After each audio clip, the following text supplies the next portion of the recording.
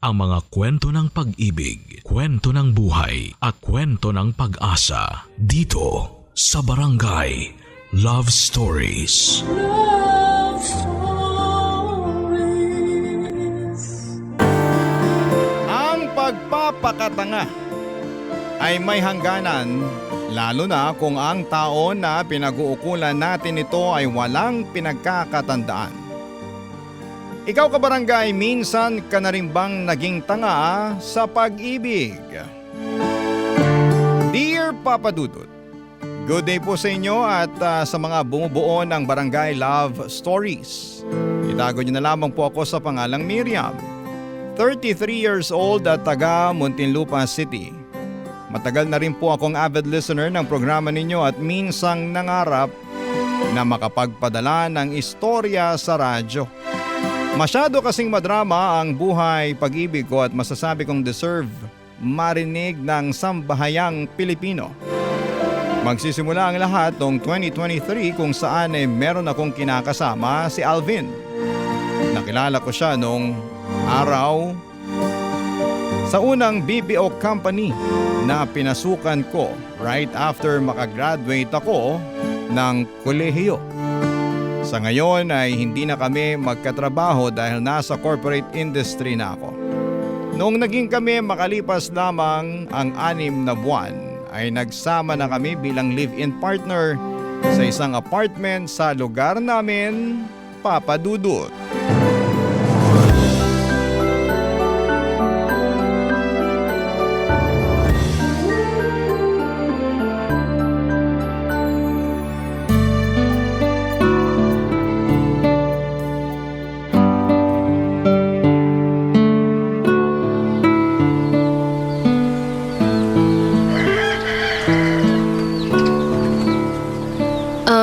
Babe, Ano yan, babe? wala ka bang natatandaan ngayong araw? Ha? Bakit? Holiday ba ngayon? Sira? Hindi ah. Sayang naman. Kala ko makakapag-day off na ako eh. As if naman. Baka lang naman. So wala ka talagang naaalala kung anong okasyon ngayong araw? Wala eh. Pasensya na, babe. Masyado na akong makakalimutin. Mabuti pa, sabihin mo na lang sa akin para naman di na ako nag-iisip. Medyo sumasakit kasi yung ulo ko pag ginagamit ko yung utak ko. Anniversary natin ngayon eh. Talaga? Ngayon ba yun? Akala ko sa susunod na araw pa. Ngayon yun. Ano ka ba naman? Sorry na. Alam mo namang hindi ako magaling sa mga petsa-petsa na yan. Sabi ko nga. Oo, teka, ano yan? Ha? Alin? Yung tono ng boses mo, may bakas ng pagtatampo eh. Alam namang matuwa ako na nakalimutan mo nga yung anniversary natin. Sige nga. 7 years na tayo. Pero ni isa parang wala ka namang natandaan sa mga petsa na yun, Alvin. Uy, grabe ka naman. Anong grabe dun? Sa'yo naman yung totoo eh. Kahit nga birthday ko at Valentine's Day, hindi mo rin naaalala. Teka, wala namang sumbatan. Manunumbat ako hanggat gusto ko. Dahil may karapatan ako. Pakiramdam ko hindi na ako mahalaga sa'yo eh. Uy, alam mong hindi totoo yan. Kung hindi totoo, di patunayan mo. Sige. Mag-dinner date tayo mamaya. May alam ako magandang restaurant. Tatawag na lang ako doon para makapagpa-reserve tayo. Pasensya ka na talaga kasi hindi ko na naalala na anniversary natin ngayon. Pero wag mo naman isipin na hindi ka mahalaga sa akin.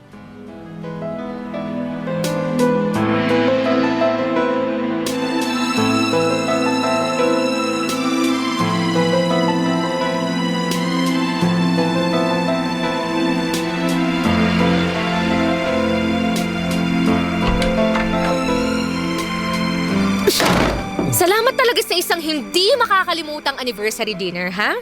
Sobra akong nag-enjoy. Yan talaga yung ugali mo na yan, ha, Miriam? O bakit? May karapatan naman akong magkaganito, ah. Diba? Saan ka naman nakakita ng mas gusto mo pa akong iwanan sa restaurant para lang puntahan yung kaibigan mong lasing at humihingi ng saklolo para magpauwi sa bahay nila, ha? Kaya nga mas lalo pa niyang kailangan ng tulong. Kasi nga hindi niya kayang umuwi mag-isa. Ano Di bakit hindi niya tawagan yung pamilya niya? Kapatid, jowa. Meron naman siyang jowa, di ba? Ba't ikaw pa talaga? Magkaibigan nga kami. Si Errol yun, best friend ko yun, since kindergarten pa. Miriam naman. Kahit na. Iinom-inom siya, di niya pala kaya ang sarili niya. Saka ikaw lang ba ang kaibigan niya? Ang alam ko pala kaibigan yung tao na yun, di ba? Bakit hindi niya patunayan? Bakit hindi sila yung tinawagan niya? Bakit ikaw agad? Alam mo, ikaw naman masyado kang OA eh. Gusto mo agad pumunta doon at plano mo pa talaga akong iwanan sa kinakainan natin. Miriam naman, intindihin mo naman sana yung sitwasyon. Paano ko yun iintindihin? Sige nga! Girlfriend mo ko, Alvin. Pero bakit kailangan akong mag-adjust? Hindi mo na naisip ang mararamdaman ko. Kung ganyan lang din pala, sana si Errol na lang ang ginawa mo. Buisit ka! Panira kayo ng gabi!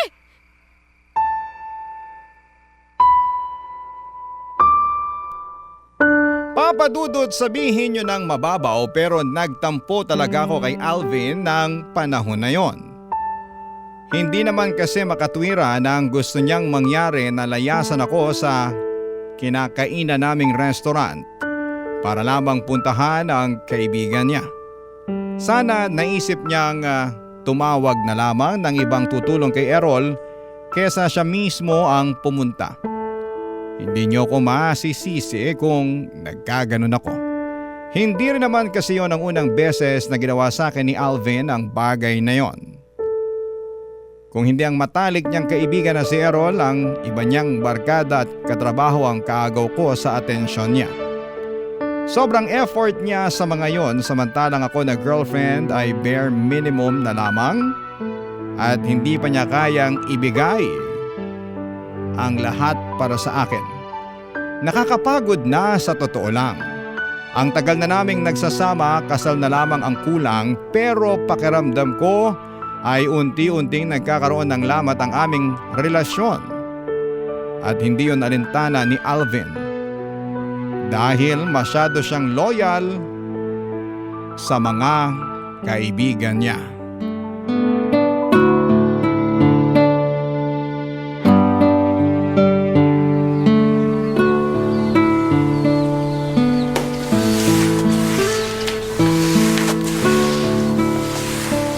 Babe, pagkatapos mo dyan pakibalikan mo na yung pag-aayos mo ng exhaust fan natin Ilang araw na kasing nakatenga yun Oo, sige. Pasensya na babe, nakakalimutan ko kasi. Masyado rin kasi akong busy these past few days. Oo nga Pagod at busy tayo pareho. Pero kailangan na natin yun matapos ngayong araw since nakalaan to for general cleaning. Oo, ako nang bahala dun. Pero pakikintabin ko muna tong sahig natin na minamap ko. Aba, mukhang bumabawi ka yata Bumabawi saan? May kasalanan ba ako? Ikaw talaga. Sagad na yung pagiging makalimutin mo. Sorry na babe. Pero wala talaga akong maalala na may kasalanan ako sa'yo para bumawi ako Gusto ko lang talaga magmap ng maayos. Tama naman na ayusin mong pagmamap mo para di ko na ulitin. Pero yung sinasabi ko na bumabawi ka, yung sa away natin yun nung nakaraang gabi. Yung anniversary natin. Yun ba? Kala ko kasi tapos na yun. Lumipas lang, oo. Pero hindi pa kasi natin ulit na pag-uusapan. Wala pa ngang humihingi ng tawad sa atin Bakit? Kailangan pa ba yun? Ayos naman na tayo ngayon. Nag-uusap naman na tayo, di ba? Oo nga, pero kasi... Hirap sa inyo mga babae, hilig niyong ungkatin yung nakaraan. Teka nga, anong sinabi mo? Wala. Sabi ko, papalitan ko lang tong tubig na ginagamit ko sa pagmamap kasi kulay tsokolate na. Teka, may tumatawag. Sagutin ko lang. Hello? Oh, pre. Johnny? Ikaw pala, pre. Ba't napatawag ka? Sinong Johnny yan? Si Johnny. Yung dati naming TL na naging kaibigan ko. Talaga, pre? Nako.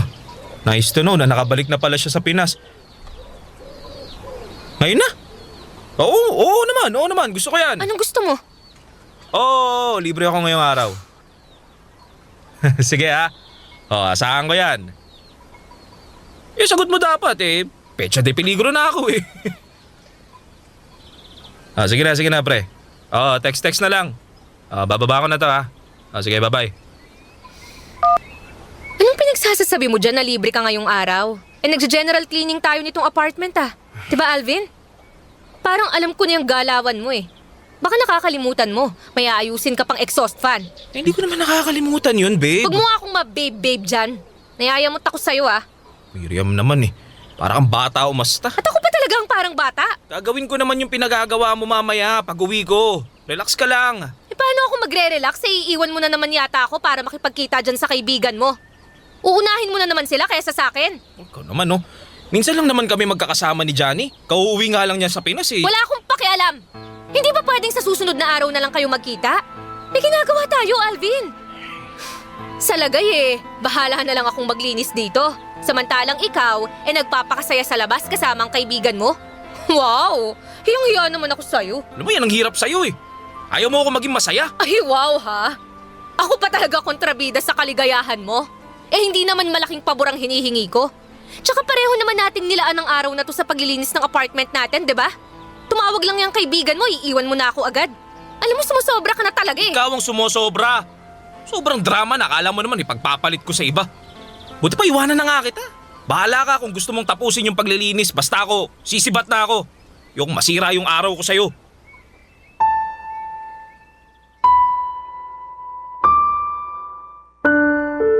Papadudot mas pinili pa rin ni Alvin na umalis para makipagkita sa kaibigan niya upang gumimik. Samantala'y naiwan naman ako na masama ang loob at nag-iisa sa apartment namin. Nawalan na rin ako ng gana na ituloy pa ang paglilinis dahil karamihan sa mga nakaplano naming gawin ng araw na yon na mabibigat tulad ng pag-uurong ng mga appliance ay hindi ko na magagawa. Sa halip ay inabala ko na lamang ang sarili ko sa pag-movie marathon. Hindi na rin ako nagluto ng hapunan dahil nagpa-deliver na lamang ako. Gabi na nang dumating si Alvin. Madaling araw na nga at nakainom.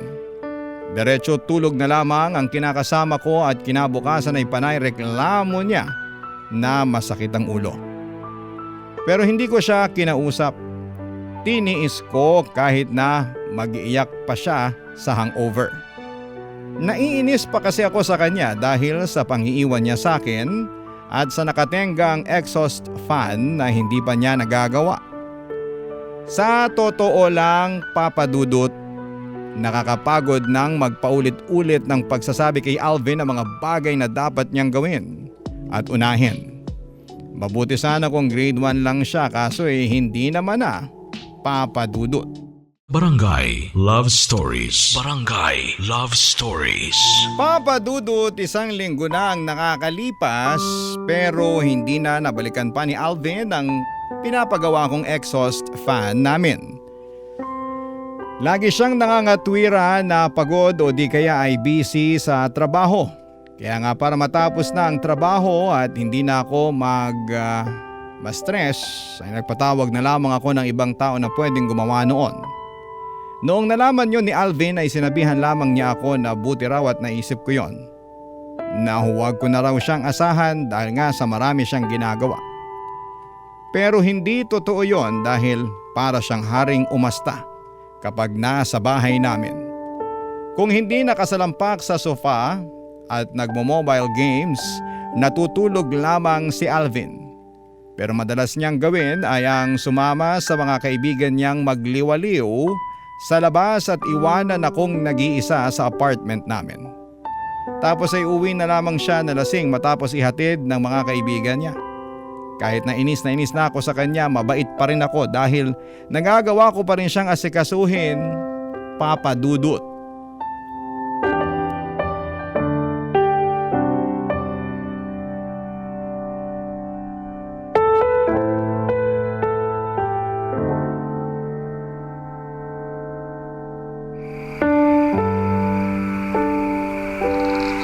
Ano na naman bang ginawa ko? Nagtanong ka pa talaga, ha?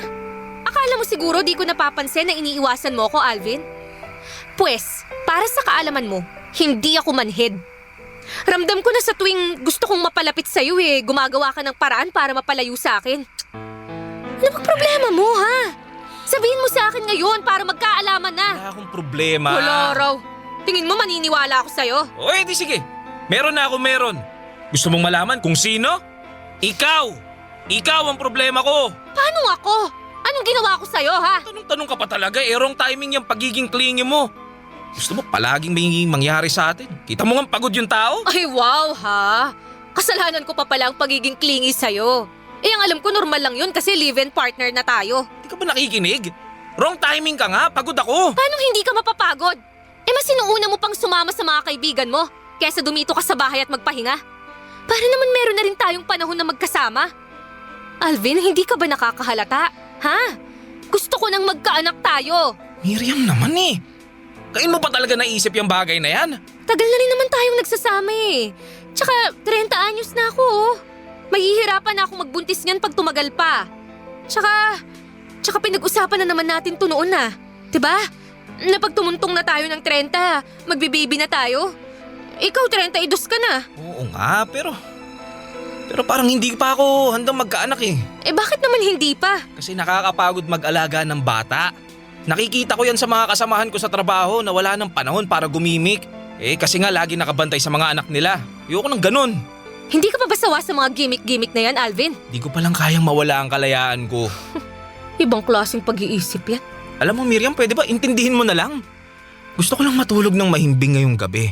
Dahil may trabaho pa ako bukas. Huwag na natin pagawayan to. Manawa ka na oh. Pansin ko kasi lagi na lang tayo nag-aaway. Halos lahat ng away natin, ikaw ang nag-uumpisa. Ang bilis mong magalit.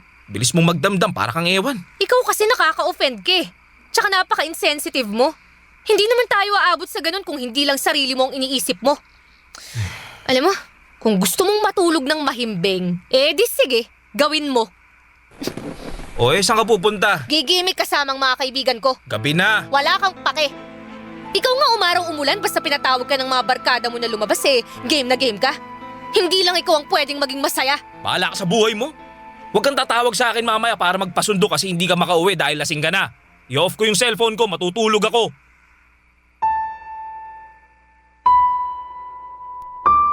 Papa Dudut, hindi na ako tumuloy sa pag-alis ko ng gabing yon dahil ang totoo ay wala naman talaga akong gimmick na pupuntahan. Sa halip ay nagstay na lamang ako sa hotel habang umiiyak at masama ang loob kay Alvin.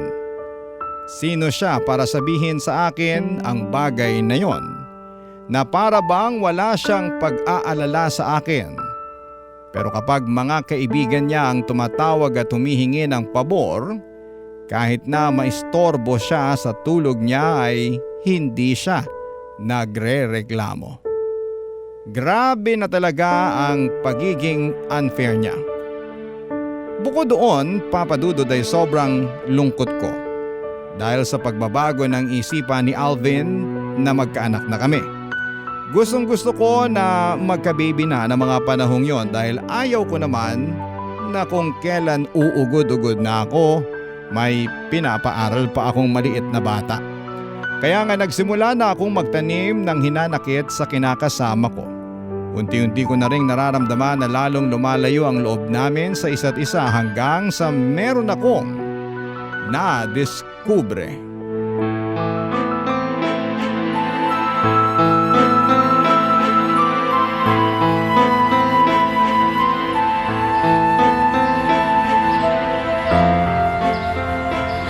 Hayop ka, Alvin!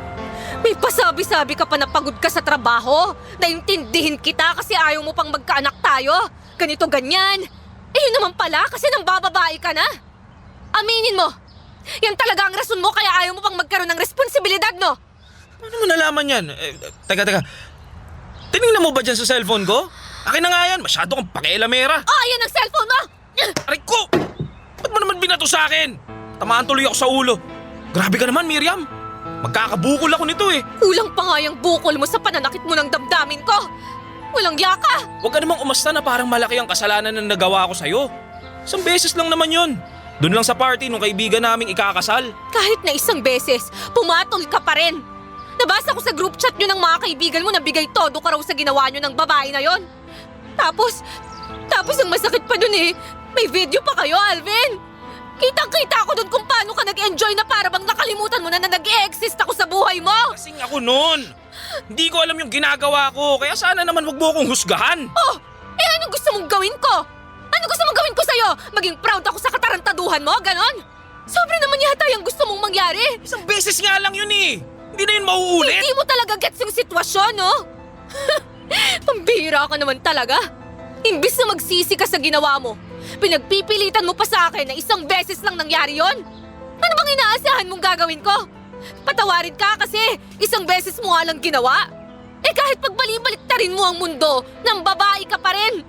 Pumatol ka pa rin sa iba kahit na may karelasyon ka na. Natukso lang ako! Hindi ko naman yung sinasadya.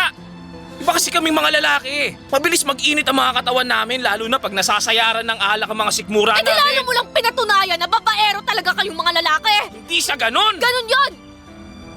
Hindi ka pa dyan, ha? Tantanan mo ako sa pang-uuto mo sa akin, Alvin! Nakakadiri ka! Nakakadiri kayo ng mga barkada mo! Kaya pala panay sama mo sa kanila kasi may ginagawa na kayong kademonyohan! Miriam, mag-iingat ka sa mga sinasabi mo tungkol sa mga barkada ko, ha? Wala silang ginagawa sa'yo. Ay, wow ha! Wow talaga! Sa lagay na yan ako pa tong masama. Ako na nga ang ginawa nyo ng masama. Grabe ka talaga, Alvin! Hindi na ako makapaniwala sa mga salitang lumalabas dyan sa bibig mo. Mas matimbang na pala ngayon sa'yo ang ibang tao kaysa sa kinakasama mo. Kung ganyan lang din pala, mabuti pang tapusin na natin to. Ano? Anong ibig mo sabihin? Maghiwalay na tayo! Miriam naman, huwag ka naman ganyan. Huwag akong ganito. Pero ayos lang na ganyan ka, ha? Hindi naman yata patas yun. Huwag ka magpadalos-dalos. Pag-usapan natin to. Pasensya ka na, tao lang. Nagkakamali rin. Sana mapatawad mo ko. Papa Dudut, nagmakaawa sa akin si Alvin na huwag ko siyang hiwalayan. Niyakap niya ako ng mahigpit at umiyak pa nga siya. Desidido na ako nang umalis at tapusin na ang lahat sa amin pero ewan ko ba kung anong ginawa niya sa akin dahil naawa pa rin ako sa kanya. Sa halip nga na tuluyang makipaghiwalay kay Alvin ay nag-usap kami ng masinsinan at pinatawad ko siya. Oo, Papa Dudut, nagkabalikan muli kami. Umasa pa rin ako na magbabagong buhay siya at magsisisi sa kasalanan na nagawa niya. Alam ko po na marami ang magsasabi na malaking kahibangan ng pagbibigay ko ng second chance kay Alvin. Pero ganon talaga siguro pag mahal mo ang isang tao. Besides, naisip ko na baka may pagkukulang din ako na hindi ako naging maunawain masyado at hindi ko hinabaan ang aking pasensya. Kaya nagawa sa akin yon ang kinakasama ko. Kaya nga hindi lang si Alvin ang nagsorry ng mga panahong yon, kundi maging ako rin. Nangako kami sa isa't isa na aayusin namin ang aming magulong pagsasama. Barangay Love Stories. Barangay Love Stories. Papa Dudut, ng mga sumunod na araw ay masasabi ko na bumabawi sa akin si Alvin. Hanggat maaari din ay pansamantala niyang iniiwasan ang pagbibigay ng panahon sa mga barkada niya. Kinausap ko kasi siya ng masinsinan tungkol sa bagay na yon na himalang inunawa muna niya at pinakinggan ng mabuti bago siya nagsalita. Humingi pa rin siya ng pasensya at tinanggap ko yon. Kaso, inulit na naman ni Alvin ang ginawa niya makaraan lamang ang 2 buwan. At that time ay sobrang lala noon up to the point na kahit tinakot ko na siyang hihiwalayan ko siya, ay hindi na siya humingi ng tawad at agad na pumayag. Grabe po ang trauma na dinulot niya sa akin.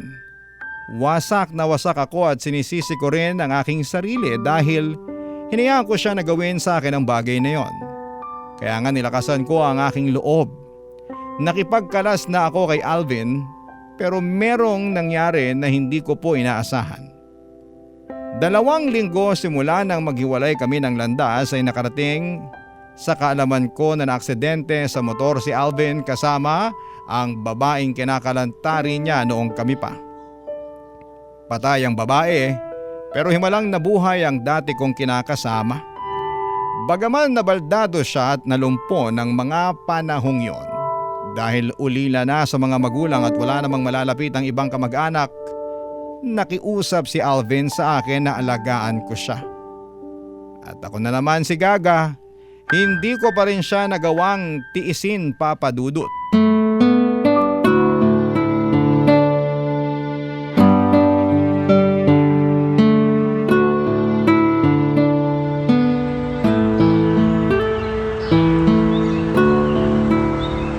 Alvin, sige na naman oh. Kainin mo na tong niluto ko para sa'yo. Iinom ka pa ng gamot eh. Wala nga akong gana. Bakit ba ang kulit mo? Kasi nga, kailangan mong kumain kahit konti. Bawal inumin yung gamot mo na wala pang laman ng sikmura mo. Sige na, susubuan na lang kita. Sabi ha? nga ayokong kumain! Bakit mo naman ginawa yan, Alvin? Bakit mo tinapon yung pagkain? Ikaw kasi, masyado kang makulit. Susubuan mo pa ako, ayoko nga kumain. At pangit naman ang pinapakain mo sa akin. Tabang-tabang ng luto mo, nakakasukang kainin. Pati ba naman luto ko, nakuha mo pang laitin? Eh ikaw na nga tong pinaglutuan at pinakakain ko. Sana kasi, inorderan mo na lang ako para naman makakain ako ng masarap-sarap. Bakit? May pera ka bang pambayad sa o-orderin mong pagkain? Eh wala ka nang trabaho eh. At halos nasimot lahat ng savings mo pampagamot sa'yo. Tsaka matino naman tong pinapakain ko sa'yo. Kung natatabangan ka, pwede mong sabihin sa akin. Aasinan ko. Hanggang sa mamagayang bato mo sa sobrang ala at lintik ka. Talaga naman no. Pasalamat ka, bedridden ako dahil kung hindi... Kung hindi, ano?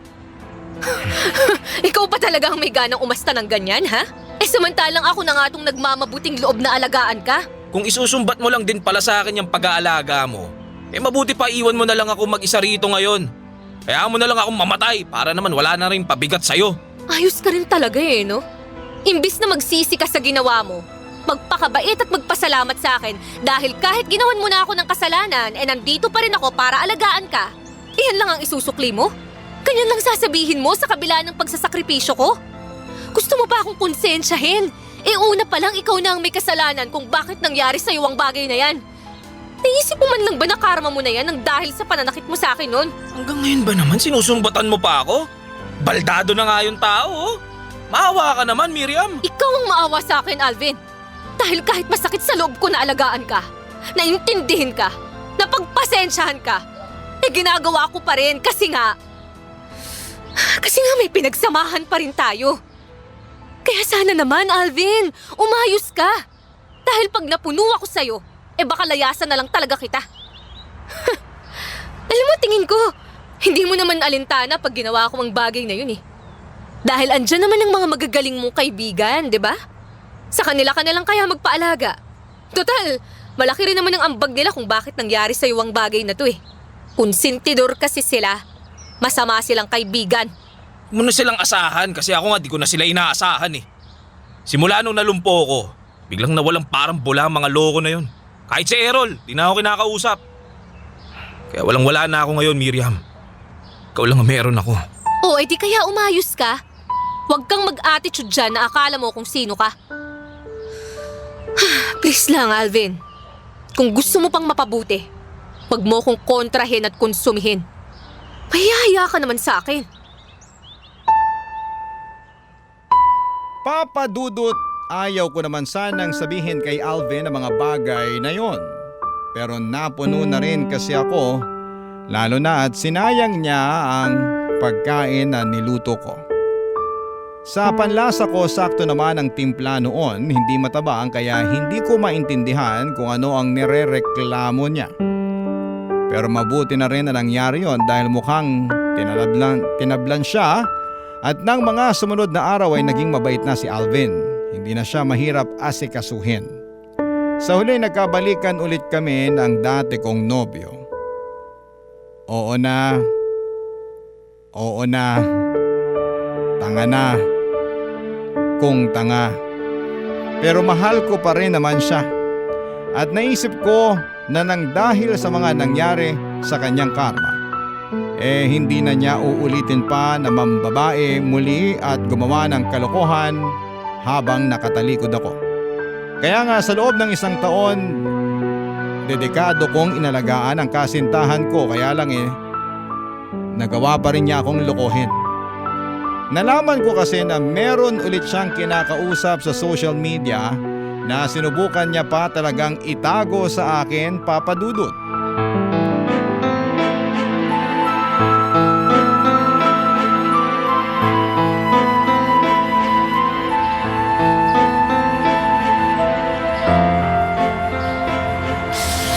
Alvin, ano to, ha? Ano tong mga pinagsasasabi mong kabastusan dito sa kausap mo? Napakawalang yamo rin talaga no? Naturingan kang may girlfriend. Tapos nagagawa mo pang kumausap ng ibang babae. Hindi. Kasi Anong kasi? Pag huwag mo nang subukang magsinungaling. Susungal-ngaling talaga kita nitong cellphone mo. Alam mo, yan ka na naman eh. Nakikialam ka na naman sa cellphone ng may cellphone. Bakit di ko gagawin yon? Sa wala na akong tiwala sa'yo. Saka nang dahil sa nadiskubre kong to, mas pinatunayan mo lang sa akin na hindi kita dapat pagkatiwalaan. Sobrang tanga ko naman kasi. Sobrang bobo ko. Sobrang martir at utu-utu ko. Sinaktan mo na ako noon eh. Hindi lang isang beses. 2 pa nga tapos hinayaan ko na naman na maulit-ulit ang bagay na yun. Grabe ka no, Alvin. Tao ka pa ba, ha? Napakawalang puso mo. Pasensya ka na talaga, Miriam. Natukso lang ako. Ewan ko ba sa sarili ko? Wala nang magagawa yung pasensya mo. Nangyari na eh. Saka anong pinagsasasabi mong natukso ka? Nagpapalusot ka lang eh. Ano bang nangyari sa atin, ha? Ano bang kasalanan ang nagawa ko para ganituhin mo ko? Hindi mo na ba talaga ako mahal? Kasi puro na lang pagpapasakit ang ginagawa mo eh. Hindi mo man lang naisip yung mga sakripisyo ko para sa'yo. Yung pag-aalaga ko sa'yo nung naaksidente kayo ng babae mo. Alam mo ba kung gaano kasakit sa akin yon? Pero tiniis ko pa rin kasi mahal kita. At umaasa ako na magbabago ka pa. Pero wala eh. Hindi na yata mangyayari yun. Suntok na lang talaga sa buwan mangyari pa yun. Kasi nga wala ka ng konsensya. Miriam, pangako, huling beses na to. Hindi ko na uulitin. Patawarin pa lang ako. Sige na naman, Miriam. Pakiusa. Sa simbahan ka na humingi ng kapatawaran. Dahil ubos na ako. Kasalanan mo naman kasi. Sinagad mo yung pasensya ko. At para sa kaalaman mo, huling beses na rin na mangyayari to. Dahil hindi na kita babalikan pa. Bahala ka sa buhay mo.